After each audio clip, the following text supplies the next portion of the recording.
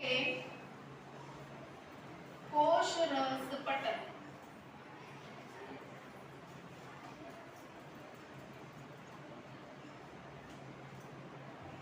કોષરસ ક્યાં હોય કોષમાં બરાબર કોષનું સ્ટ્રક્ચર આપણે ભણ્યા છીએ વનસ્પતિ કોષ અને પ્રાણી કોષ બંને વચ્ચેનો તફાવત પણ આપણે જોયો બરાબર તો અને એમાં રહેલી અંગિકાઓ પણ જોઈ તો બધી અંગિકાઓ જે છે જેની અંદર મુક્ત રીતે કરી શકે છે બરાબર મુક્ત રીતે જેમાં રહે છે એ ઘટ્ટ પ્રવાહી છે સ્નિગ્ધ પ્રવાહી છે એને આપણે કહીએ છીએ કોષરસ ક્લિયર કોષરસ અને અંગિકાઓ એની ફરતે એક પાતળું સ્તર આવેલું હોય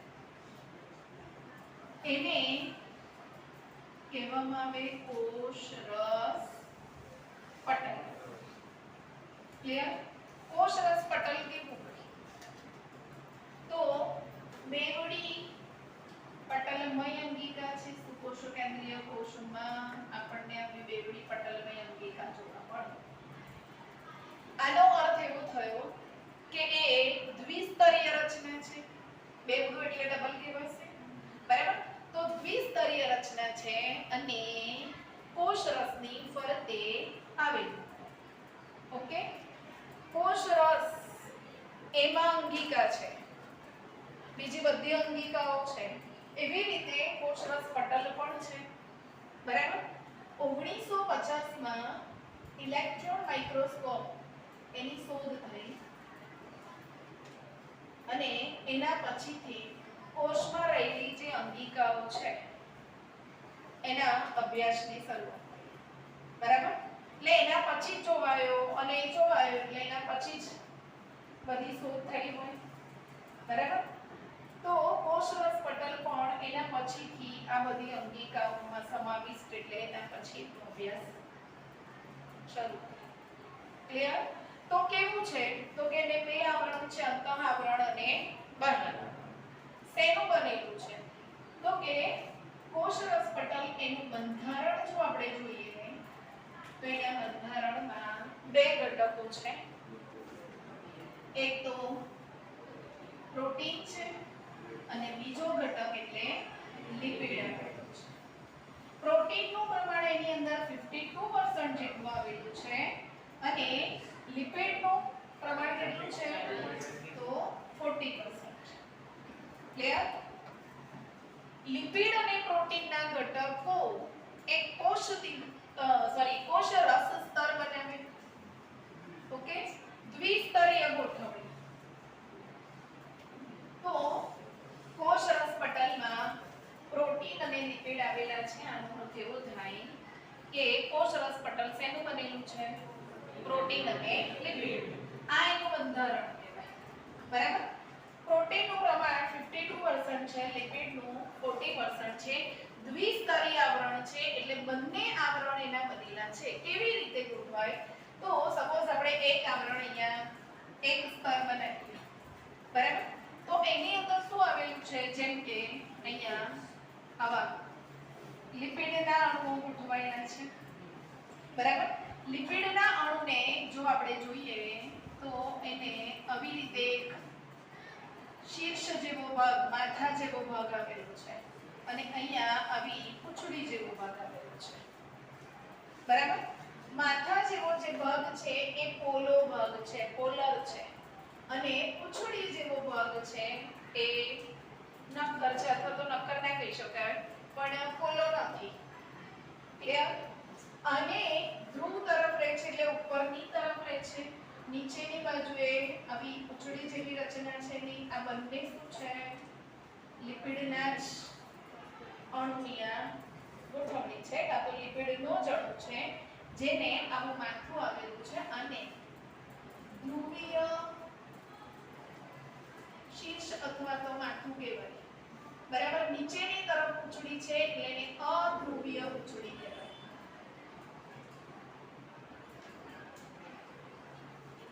ક્લિયર તે ધ્રુવીય માથું અધ્રુવીય પૂંછડી ધ્રુવીય માથું કેવું હોય તો કે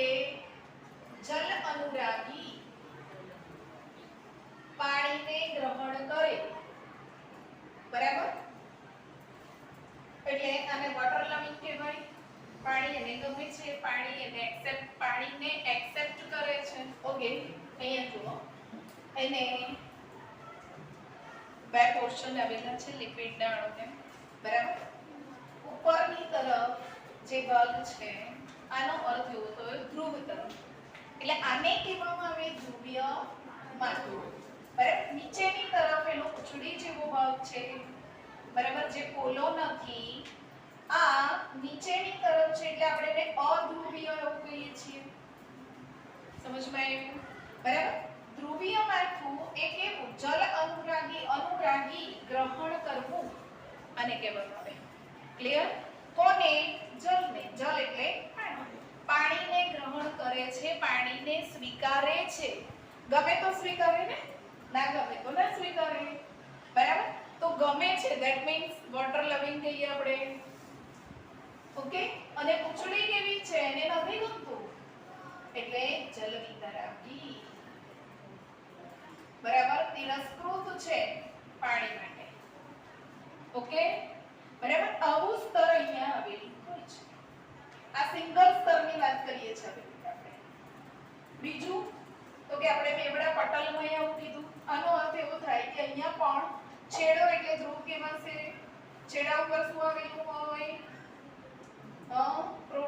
લિપિડના અણુ છે એના શીર્ષવાળો ભાગ આવેલો હોય. આવું થશે. બરાબર.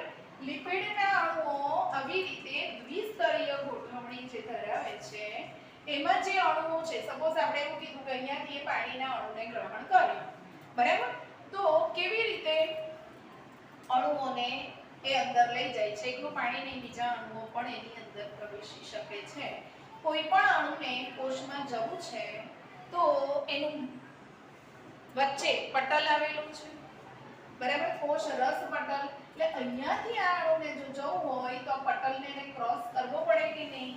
પટલને ક્રોસ કરે ધેટ મીન્સ અહીંયા લિપિડ અને પ્રોટીનના અણુઓ છે એને ક્રોસ કરવું પડે. સમજમાં આવ્યું? બરાબર. એટલે અહીંયાથી એ ક્રોસ કરીને આવે. અહીંયા અણુઓનું વહન અથવા તો આપલે લિપિડના અણુઓ કેવી રીતે કરે? તો કે પોતાની જે ચેઇન છે સિંગલ હરોળ એમાં પણ કરે. એટલે અહીંયાથી અહીંયા કરે, અહીંયાથી બીજો અણુ છે તો અહીંયા પણ કરે, બરાબર. અને બીજું ઇન્ટરચેન્જ એટલે ક્યાંથી? તો કે આ અણુ અહીંયા પણ આપે, બરાબર. એટલે બીજું પટલ છે ત્યાં સુધી પણ એક્સચેન્જ કરી શકે. ઓકે, અને પછીથી એ ક્યાં મોકલે? તો કોષની અંદર મોકલે. આનો અર્થ એવો થાય કે કોઈ પણ ઘટકોને કોષમાં જવું છે તો કોષ રસ પટલ એમાં લિપિડ અને પ્રોટીનના ઘટકો આવેલા છે એને ક્રોસ કરીને એને જવું પડે. ઓકે, બરાબર. આખું કોષ રસ પટલ એ આવું આવેલું હોય, દ્વિસ્તરીય ગોઠવણી ધરાવે છે. એમાં બીજું આપણે એવું કીધું કે લિપિડ સિવાય એમાં પ્રોટીન પણ છે, બરાબર. પ્રોટીનના અણુઓ અહીંયા ગોઠવાયેલા છે. પ્રોટીનના અણુ કઈ રીતે ગોઠવાયેલા છે? તો કે પ્રોટીનના અણુ બે પ્રકારના છે. કેટલાક અણુઓ જેને બહિર્ગત કહેવામાં આવે છે, બરાબર, બહારની તરફ પરિઘ તરફ ગોઠવાયેલા છે એટલે એને પરિઘીય પ્રોટીન કહેવામાં આવે. ઓકે, પરિઘ એટલે તમે કોને કહો? જેને બોર્ડર છે તો બોર્ડર ઉપર હોય તો આને પરિઘ કહેવાશે કે નહીં? બરાબર. તમારે વર્તુળમાં એવું આવે છે ને કે વર્તુળ તમે ડ્રો કરો તો એની જે બોર્ડર છે કિનારી, આને તમે પરિઘ કહો છો. તો અહીંયા કોષ રસ પટલ એમાં પણ પ્રોટીન છે. કેવા આવેલા છે? તો કે કેટલાક ખાલી એમનેમ નોર્મલી આપણે ખીલી હોય ને એને આમાં સેસેજ ખોસી દીધી હોય તો બહારની તરફ રહે એનો ભાગ, પછી એને તમે ટચ કરો એટલે બહુ ઈઝીલી નીકળી જાય છે. એના માટે આપણને કોઈ મહેનત પડતી નથી, બરાબર. એટલે જો દૂર કરવા હોય તો ઈઝીલી દૂર થઈ શકે. પ્રોટીનના ઘટકો એવા પણ આવેલા છે કે જે બહારની તરફ આવી રીતે ખાલી ગોઠવાયેલા છે થોડા ઘણા, બરાબર. તો એને શું કહેવાય? બહિર્ગત પ્રોટીન કહેવામાં આવે. એના પછી અંતર્ગત. અંતર્ગતનો મતલબ શું થાય? તો અંદર છુપાયેલા છે, અંદર સુધી છે, બરાબર? તો અંદર સુધી જો આવેલા હોય પ્રોટીનના ઘટકો અંદર ખૂંપાયેલા છે, અંતર્ગત કહેવામાં આવે. એને ઈઝીલી દૂર કરી શકાય. ખીલી હોય એને આપણે ભીંત ઉપર મારીએ છીએ, ઠોકીને અંદર સુધી જવા દઈએ. હવે એને હલાવો તો હલે છે? એટલે એનું બંધન કેવું કહેવાય? મજબૂત. ઈઝીલી દૂર કરવું હોય તો તમે એને દૂર કરી શકો? ના દૂર કરી શકાય, બરાબર? એટલે અહીંયા બહિર્ગત પ્રોટીન સાથે સાથે બીજું કયું આવ્યું? અંતર્ગત પ્રોટીન, બરાબર? એટલે પ્રોટીનના અણુઓ બે પ્રકારે કોષ રસતરની દિવાલમાં ગોઠવાયેલા હોય છે.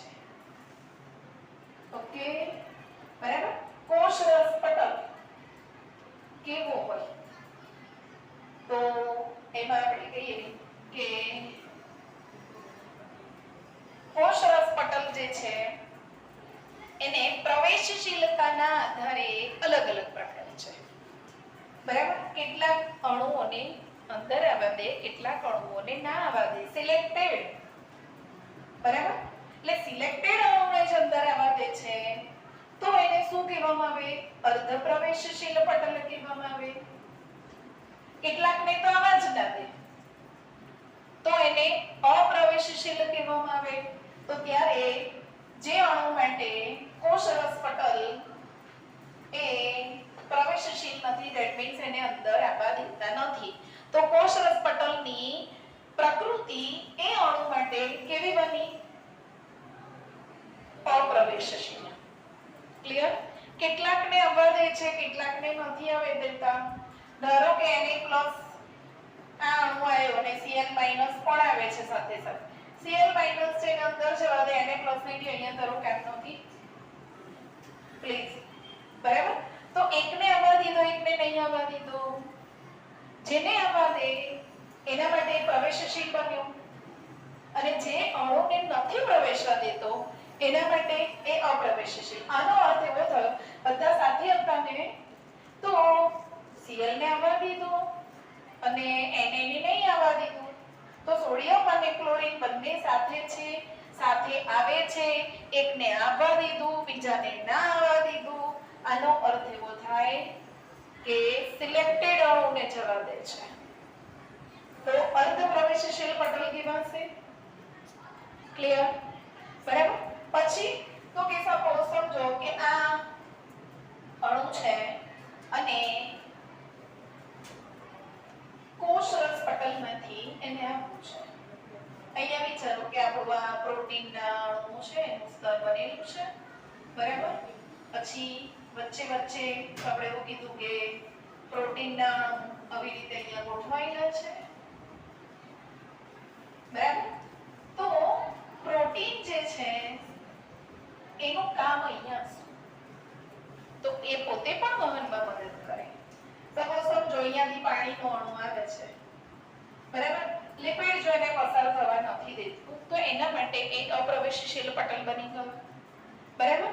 ત્યાં નહીં પસાર થવા દે તો પ્રોટીન એમ કે નો પ્રોબ્લેમ, આઈ એમ હિયર, બરાબર? હું અહીં છું.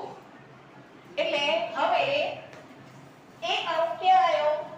અહીંયા. એટલે લિપિડને કેવો કઈ વાંધો નહીં, આપણી ઓળખાણ નથી પણ બીજી ઓળખાણ પણ છે જે મને સીધું લઈ જાય છે, બરાબર? એટલે અહીંયા શું બન્યું તો કે પટલમાંથી વહન થતું નથી. વહન શક્ય કોણે બનાવ્યું? પ્રોટીને, બરાબર? એટલે એ અણુ માટે અનુકૂલન કાં તો અનુકૂળતા કોણે કરી આપી? પ્રોટીને કરી આપી. તો એવું જે છે વહન, એટલે વહનના આપણા અલગ અલગ પ્રકાર છે. લાસ્ટ આપણે જોયા હતા કયું વહન છે? સરળ પ્રસરણ કહેવાય એને. પછી બીજું સક્રિય વહન અને ત્રીજું સાનુકૂલિત. એ તો આ છે સાનુકૂલિત, બરાબર? એટલે પહેલું વહનના જુદા જુદા પ્રકાર કે કોઈ પણ અણુને અંદર આવવું છે તો કેવી રીતે આવે? પટલ તો સમજમાં આવી ગયું. કેટલાક અણુને નહીં પ્રવેશવા દે, ધેટ મીન્સ કોષરસ પટલ એ એના માટે કેવું થયું? અપ્રવેશશીલ પટલ. ઓકે, સિલેક્ટેડ ને જવા દે છે અર્ધ પ્રવેશશીલ પટલ.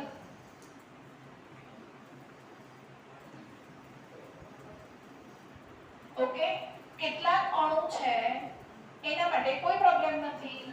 આવો બરાબર, તો એના માટે કેવા થયા? પ્રવેશશીલ પટલ. બરાબર. બીજું કે પસંદ હોય એવા જ અણુને આગળ દેશે. બરાબર, તો એના માટે આને શું કહેવાય? તો કે પસંદગીમાન પટલ, પ્રવેશશીલ પટલ.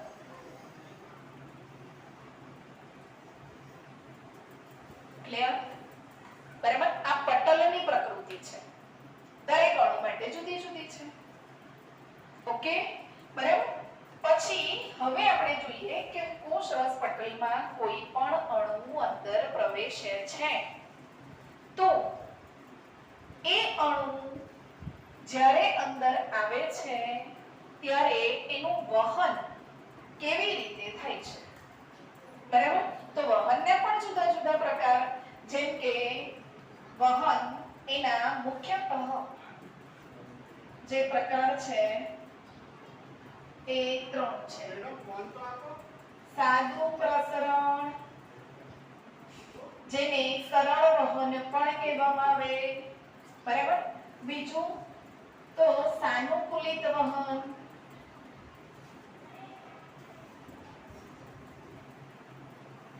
અને ત્રીજું છે જેને સક્રિય વહન કહેવાય. આના માટે મેં તમને ગઈકાલે આપણે સમજ્યા હતા. સાદું વહન અથવા તો સરળ પ્રસરણ એ કોને કહેવામાં આવે? તો કે જેના માટે કોઈ રોકટોક છે નહીં. બરાબર, જે આવે એને મોસ્ટ વેલકમ, આવો. બરાબર, કોઈ અવરોધ નથી અને અવરોધ વગર એ પસાર થાય છે, વહન થાય છે, તો આને સાદું પ્રસરણ કહેવાય. પણ હા, એક કન્ડિશન છે એની સાથે. કઈ કન્ડિશન? તો કે વધારે અણુ હોય, સપોઝ કોષરસ પટલ છે એની બહારની તરફ વધારે અણુ છે. હમણાં આપણે કીધું હતું ને કે Cl- અંદર ગયો. બરાબર, તો ક્લોરીનનું પ્રમાણ વધારે છે. એની કમ્પેરિઝનમાં આપણે જોઈએ કે કોષની અંદર એ અણુઓનું પ્રમાણ ઓછું છે. તો અહીંયા શું થયું? અસમાનતા ઊભી થઈ. કે ના થઈ? થઈ ને? એક બાજુ વધારે છે, બીજી બાજુ ઓછું છે, ઢોળાશ નિર્માણ થયું. ઓકે, તો અંદર આવવા દેશે, પણ એક કન્ડિશન. કેવી રીતે વહન થાય? તો એણે કીધું કે ભાઈ આપણો એક નિયમ છે, more to less, યા તો પછી high to low. ક્લિયર? વધારે છે ત્યાંથી ઓછા તરફ જાય. આવું થયું. બહાર વધારે છે, અંદર ઓછા છે. બરાબર, તો વહન ક્યાંથી ક્યાં થાય? તો બહારથી અંદર. સપોઝ અંદર વધારે છે એના અણુઓ, બરાબર, ઘણા બધા છે. હવે આ અણુઓ માટે આ પ્રવેશશીલ છે, નો પ્રોબ્લેમ. બરાબર, અહીંયાથી તમે જાઓ, અમને કોઈ પ્રોબ્લેમ છે નહીં. પણ કન્ડિશન તો આ જ છે, more to less, કાં તો પછી high to low. બરાબર, એટલે હવે કેવી રીતે વહન થાય?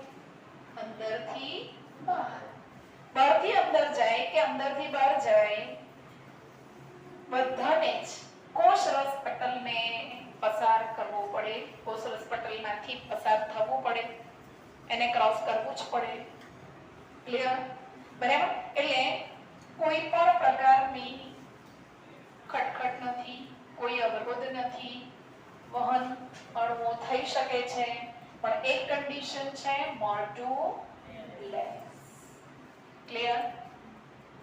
બીજું વહન એટલે કયું? તો કે સાનુકૂલિત વહન. વહન આનો અર્થ એવો થાય છે અહીંયા કે કોષરસ પટલ એને ક્રોસ કરીને કાં તો અંદરથી બહાર જવું છે કાં તો બહારથી અંદર આવવું છે. બરાબર? જો અહીંયા કોષરસ પટલ છે એમાં લિપિડ અને પ્રોટીન બંને છે. ક્લિયર? બરાબર? લિપિડ અને પ્રોટીનના અણુઓ અહીંયા જ્યારે ગોઠવાયેલા હોય ત્યારે કેટલાક અણુઓ માટે લિપિડ એ અપ્રવેશશીલ છે. સપોઝ અહીંયા લિપિડ છે ને લિપિડ નો જ અણુ આવે છે તો એ અંદર સીધો જવા દેશે. બરાબર? એના માટે એને કોઈ તકલીફ છે નહીં. અપને વાલા. બરાબર ને? પોતાના જ અણુઓ છે એને અંદર લઈ આવે. પણ જો બીજો કોઈ અણુ અંદર આવી ગયો તો કે વિચારવું પડે આવા દઉં કે ના આવા દઉં. બરાબર? સપોઝ અહીંયા જોઈએ કે ચલો પાણીનો અણુ આવી ગયો છે એટલે અહીંયા લિપિડ એમ કે છે ના હો ભાઈ અહીંયાથી તમને પસાર થવા મળે નહીં. બરાબર? એટલે વિચારો કરતો કરતો આયો એટલે પ્રોટીન કે કામ શું છે મારે અંદર જવું છે કામ છે. બરાબર? તો પ્રોબ્લેમ શું આવ્યો તો કે લિપિડ ના પાડે હું અહીંયાથી નહીં જવા દઉં. પ્રોટીન કે ચિંતા કરવાની જરૂર નથી. આઈ એમ હિયર. બરાબર? હું અહીંયા છું. આપણી બી કંઈક કિંમત છે ભાઈ એમ તમે અહીંયા બેઠેલા નથી. બરાબર? એટલે નકામા માણસ આપણે બી નથી તમારાથી પોસિબલ નથી તો હું છું. એમએલએ ની ઓળખાણ લઈ આવો ભાઈ અહીંયાથી અહીંયા પહોંચી ગયા. બરાબર? એટલે હવે એ અણુ એને કોષરસ પટલે ના પાડી દીધી એને પ્રવેશવા ના દીધું તો એનું વહન કરાયું કોણે? પ્રોટીને.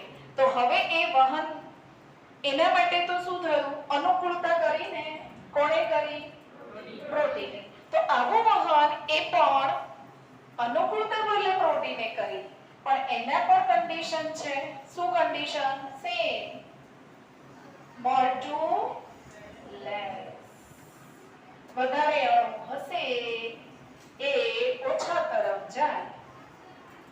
બરાબર?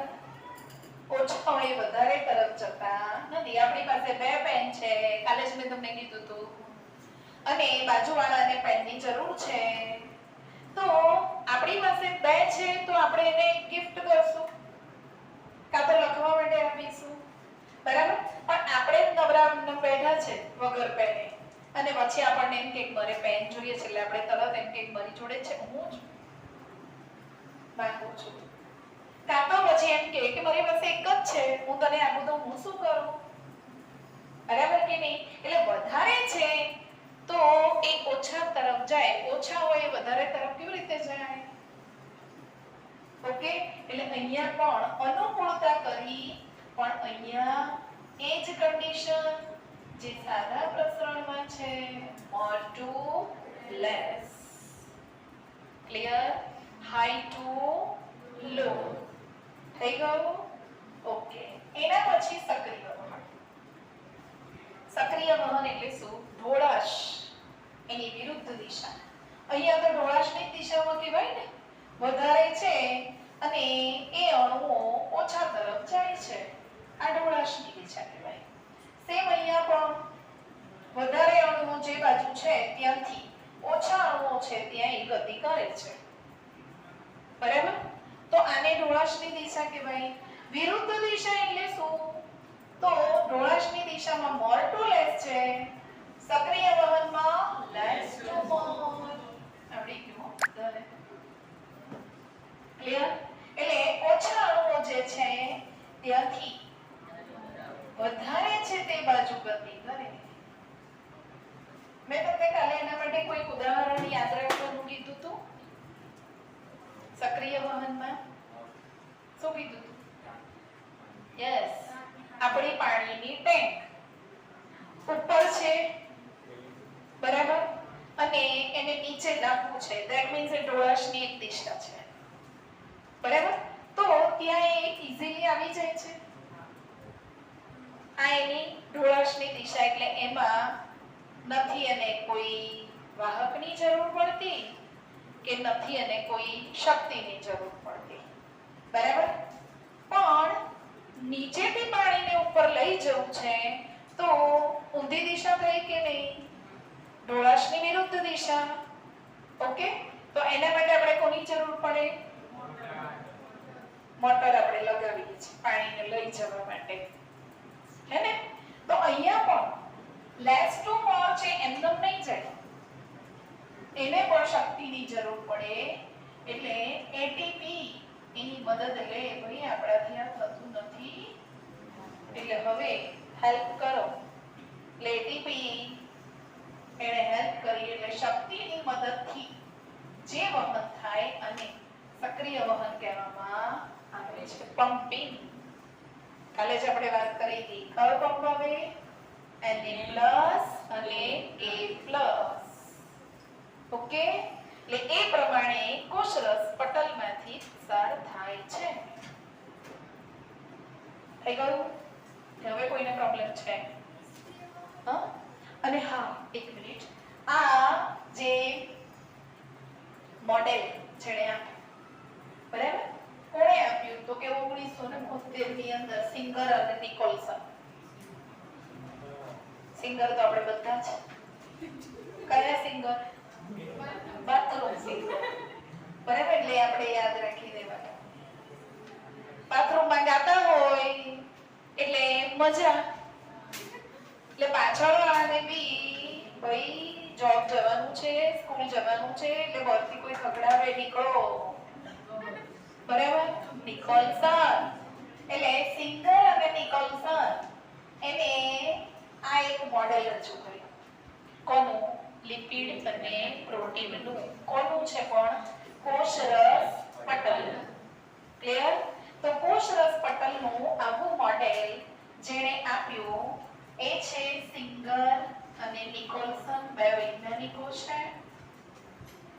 અને એ બંને વૈજ્ઞાનિકોને આવું મોડેલ જે રજૂ કર્યું એ મોડેલને નામ આપ્યું છે ફ્લુઇડ મોઝેક